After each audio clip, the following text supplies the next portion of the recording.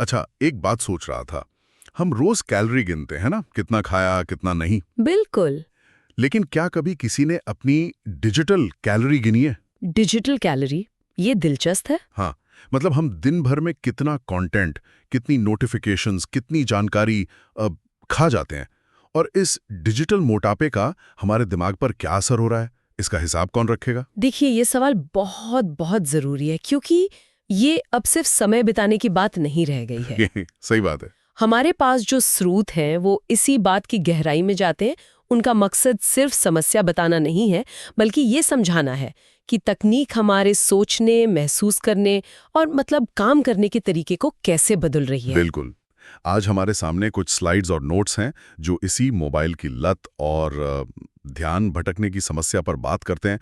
तो चलिए इस जानकारी की परतों को खोलते हैं। हाँ, मुझे लगता है इसमें कुछ ऐसी बातें हैं जो हमें चौंका भी सकती हैं और शायद थोड़ी असहज भी कर सकती हैं। और शायद यही इसका मकसद है। थोड़ी असहजता हमें ये सोचने पर मजबूर करती है कि क्या हम तकनीक को इस्तेमाल कर रहे हैं या तकनीक हमें इस्तेमाल कर रही है। ठीक है, तो शुरुआत करते हैं जानकारी के इस महासागर से। मैं इन स्रोतों को पढ़ रहा था और एक आंकड़े पर मेरी नजर अटक गई। अच्छा। मुझे लगा कि ये जरूर कोई गलती होगी। इसमें लिखा है कि अकेले नेटफ्लिक्स पर 36,600 घंटे का कंटेंट है। 36,000? हाँ, अगर कोई रोज 4 घंटे भी देखे ना, तो इसे खत्म करने में 25 साल लगेंगे। 25 साल? मतलब ये तो। और ये तो बस शुरुआत है। हाँ, ये तो सिर्फ एक प्लेटफॉर्म है। वही तो, Amazon प्राइम पर 24,000 से ज्यादा फिल्में हैं और हमारे पास ऐसी 50 से ज्यादा स्ट्रीमिंग सेवाएं हैं। और इसमें तो हमने गेम्स, सोशल मीडिया, यूट्यूब, ये सब तो गिना भी नहीं है। बिल्कुल नहीं, ये तो एक अनथीन कुआं है। इन दस्तावेजों में इसके लिए एक बहुत अच्छा शब्द इस्तेमाल हुआ है, डिजिटल ड्राउनिंग। डिजिटल ड्राउनिंग मतलब जानकारी में डूबना। हाँ, और ये डूबने वाली बात सही भी है, क्योंकि ये सिर्फ विकल्पों की अधिकता नहीं है, ये हमारे ध्यान को खींचने की एक जबरदस्त लड़ाई है। हर ऐप, हर प्लेटफॉर्म। बिल्कुल। हर कोई चाहता है कि हमारी आंखें और हमारा समय सिर्फ उसी पर टिका रहे। और इस लगातार हो रही बमबारी से हमारा दिमाग अभिभूत हो जाता है। हम एक जगह टिककर कुछ सोच ही नहीं पाते। बस एक चीज से दूसरी चीज पर तैरते रहते हैं। सही कहा। और यहीं से ध्यान की असली लड़ाई शुरू होती है। स्लाइड्स में एक बहुत दिलचस्प विचार है। क्या? कि हमारा दिमाग एक फिल्टर की तरह है और ध्यान उसका दरवाजा है।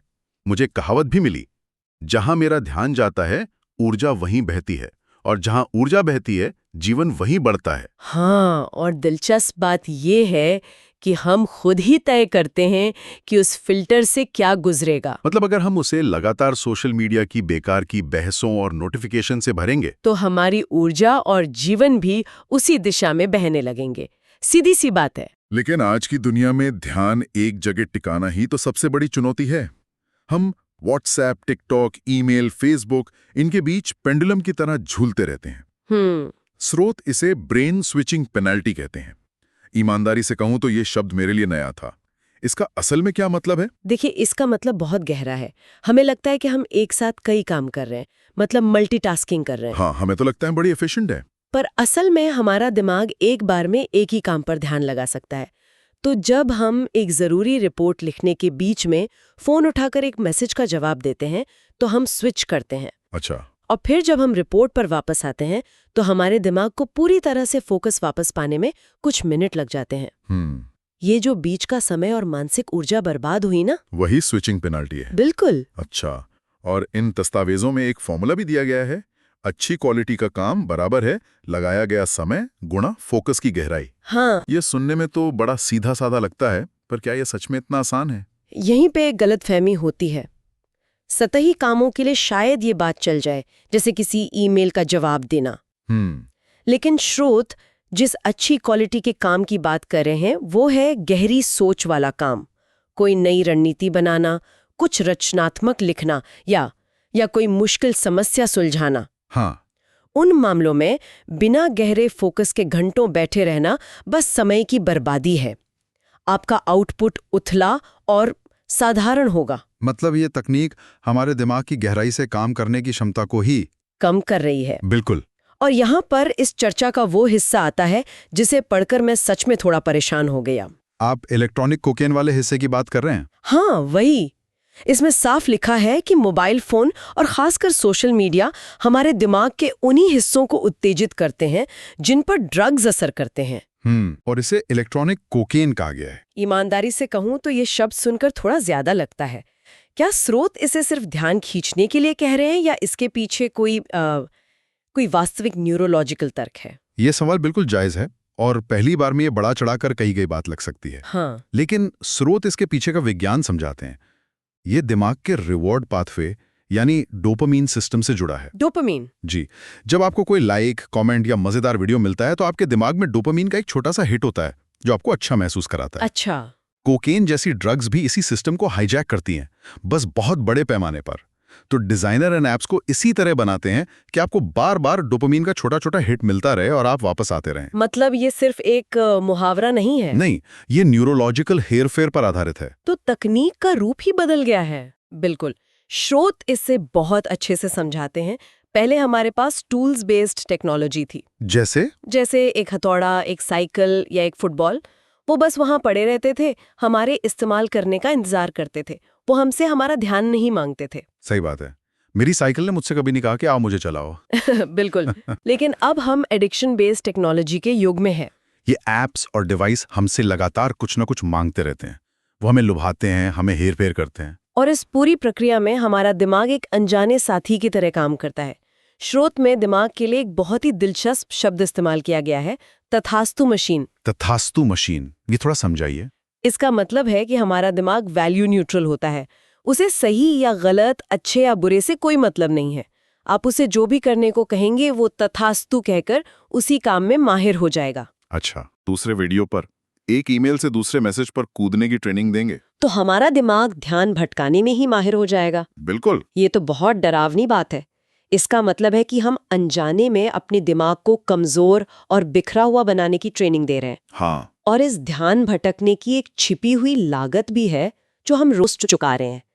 इन दस्तावेजों में इसके जो नुकसान गिनाए गए हैं वो काफी चौंकाने वाले हैं। हाँ। और ये लागत सिर्फ काम की क्वालिटी गिरने तक सीमित नहीं है, इसका असर हमारे मानसिक और शारीरिक स्वास्थ्य पर भी पड़ता है। इसमें एक पूरी सूची है। ध्यान भटकने से हमारी खुशी में कमी आती है। हमारे कार्यकारी काम यानी सोचने, समझने और फैसले लेने की क्षमता में बाधा आती है। चिड़चिड़ापन और चिंता बढ़ती है। और एक बात जो सबसे गंभीर लगे, टेलोमेयर की लंबाई का कम होना। हाँ, ये टेलोमेयर क्या होता है, इसे थोड़ा आसान भाषा में समझाएंगी? जरूर। टेलोमेयर हमारे क्रोमोसोम के दोनों सिरों पर लगे सुरक्षा कवच की तरह होते हैं। जैसे जूते के फीते के अंत में प्लास्टिक का कैप होता है ना। अच्छा। हर बार जब हमारे सेल विभाजित होते हैं तो ये थोड़े छोटे हो जाते हैं। इनकी लंबाई सीधे तौर पर हमारी जैविक उम्र से जुड़ी होती है। लगातार तनाव और ध्यान भटकने से जो स्ट्रेस हार्मोन बढ़ते हैं वो इस प्रक्रिया को तेज कर देते हैं, यानी टेलोमेयर तेजी से छोटे होते हैं। सीधे शब्दों में कहें तो लगातार डिजिटल डिस्ट्रैक्शन हमारी उम्र को तेजी से बढ़ा सकता है। बाप रे, मतलब ये सिर्फ मानसिक नहीं बल्कि सेल्यूलर लेवल पर हमें नुकसान पहुंचा रहा है। बिल्कुल। और इसका असर सिर्फ हम पर ही नहीं होता। स्रोत में 2023 के एक भयानक ट्रेन हादसे का जिक्र है। हाँ, मैंने भी पढ़ा। जांच में पाया गया कि ड्राइवर और असिस्टेंट अपने फोन पर क्रिकेट मैच देख रहे थे। ये एक भयावह उदाहरण है कि कैसे कुछ पलों का ध्यान भटकना तबाही का कारण बन सकता है। इसीलिए शायद इन दस्तावेजों में इसे धीमा विनाश कहा गया है, स्लो डिस्ट्रक्शन। और स्मार्टफोन को हमारी डिस्ट्रक्शन मशीन। ये मशीन लगातार हमारा ध्यान चुरा रही है और हम अनजाने में अपनी सेहत, अपनी खुशी और यहाँ तक कि अपनी उम्र की कीमत चुका रहे हैं। और ये कीमत सिर्फ बड़े हादसों में नहीं चुकानी पड़ती, ये हमारे रोजमर्रा की आदतों में भी दिखती है, जैसे हम कैसे पढ़ते हैं और कैसे आराम करते हैं। हाँ, ये डिजिटल रीडिंग बनाम प्रिंट रीडिंग वाली तुलना बहुत दिलचस्प है। नाओमी एस बैरन की किताब हाउ वी रीड नाउ के कुछ निष्कर्ष दिए गए हैं। उनके अनुसार जब हम सिर्फ स्क्रीन पर पढ़ते हैं तो हमारा दिमाग एक मनोरंजन वाली मानसिकता में चला जाता है। सही बात है। मैं खुद भी ये महसूस करता हूँ। जब मैं किंडल या फोन पर पढ़ता हूँ तो मेरा हाथ बार बार स्क्रॉल करने या कुछ और चेक करने के लिए बेचैन रहता है। लेकिन जब हाथ में किताब होती है तो एक ठहराव होता है। और रिसर्च भी यही कहती है। स्क्रीन पर पढ़ने से हम जानकारी को गहराई से समझने की बजाय उसे सतही तौर पर स्कैन करते हैं। मल्टीटास्किंग की आदत पड़ती है, एकाग्रता घटती है और जानकारी दिमाग में टिकती नहीं है, बस आती है और चली जाती है। बिल्कुल। और आराम करने वाली बात तो और भी अजीब है। दिन भर की थकान के बाद हम आराम करने के लिए सोफे पर लेटकर फोन उठा लेते हैं। हाँ, सोशल मीडिया स्क्रॉल करने लगते हैं। हमें लगता है कि हम चिल कर रहे हैं, लेकिन स्रोत कहते हैं कि ये आराम है ही नहीं। उन्होंने आराम और उत्तेजना मतलब रिलैक्सेशन और स्टिम्युलेशन के बीच का फर्क बहुत अच्छे से समझाया है।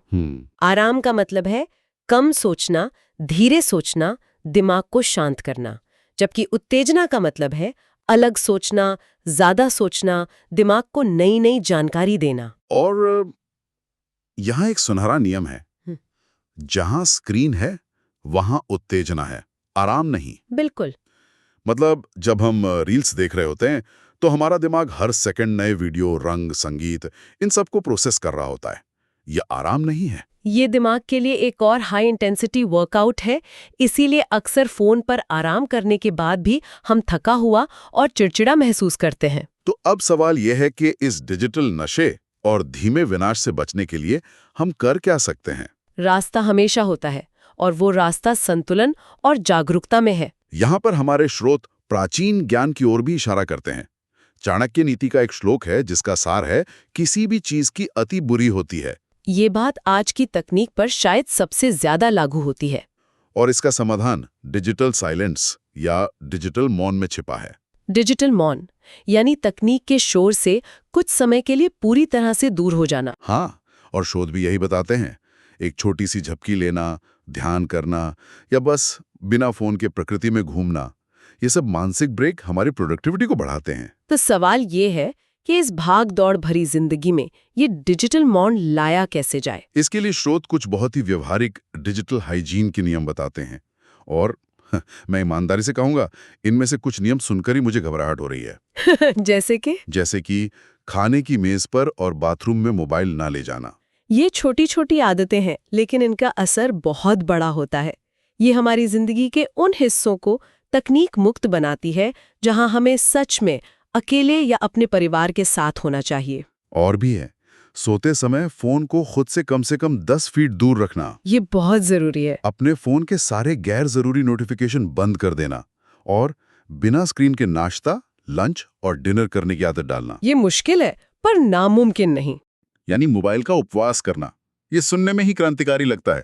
और स्रोत में एक और बहुत जरूरी नियम जोड़ा गया है जो शायद सबसे असरदार हो सकता है। वो क्या है? सुबह उठने के कम से कम 1 घंटे बाद तक और रात को सोने से 2 घंटे पहले तक मोबाइल को न छूना।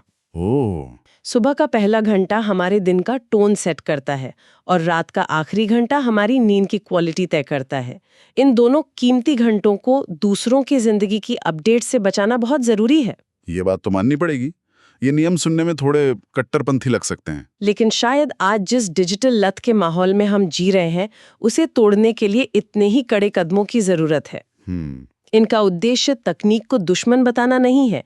इनका उद्देश्य तकनीक के साथ हमारे रिश्ते को बेहोशी से होश में लाना है। एक सचेत चुनाव होना चाहिए, न कि एक अनियंत्रित आदत। बिल्कुल। तो आज की इस पूरी बातचीत का सार यही है। हमने डिजिटल कैलोरी के विचार से शुरू किया, फिर डिजिटल ड्राउनिंग की हकीकत और ध्यान भटकने की भारी कीमत को समझा, और अंत में डिजिटल हाइजीन के लिए कुछ व्यावहारिक कदमों पर बात की जो हमें अपना नियंत्रण वापस दे सकते हैं। अंतिम विश्लेषण यही है कि मकसद तकनीक को छोड़ना नहीं, बल्कि उसके साथ अपने रिश्ते को बदलना है। लत से आदत की ओर और फिर आदत से जरूरत की ओर। फोन को एक उपयोगी टूल बनाना है, अपना मालिक नहीं। बिल्कुल सही। तो आज की इस चर्चा के बाद हम